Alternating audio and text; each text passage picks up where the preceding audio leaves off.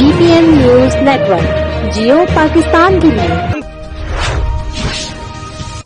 कांदकोट दरिया सिंध में पानी की सतह बुलंद होने के बाद सीएम सिंध ने पहुंचकर बंदों का दौरा किया। सीएम सिंध की आमद पर सिक्योरिटी के इंतजाम सख्त किए गए।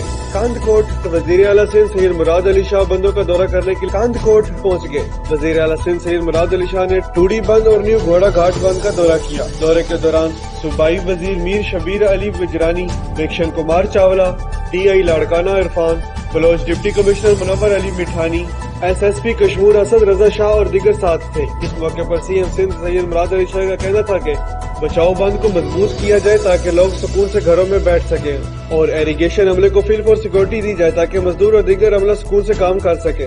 2 रोज कबल डाकुओं की जानिब से बंद पर काम करने वाले मजदूरों पर मुसल्लह अफराद की जानिब से फायरिंग की गई थी।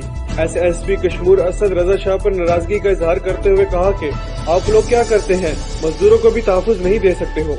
सीएम सिंध ने SSP कश्मीरा को सख्ती से कहा कि बंद पर खुद बैठकर काम करवाएं ताकि काम करने में मजदूरों को दुश्वारी का सामना न करना पड़े। सीएम सिंध ने इरिगेशन अमले को सख्ती से हिदायत की कि बंदों का काम बेहतर तरीके से किया जाए।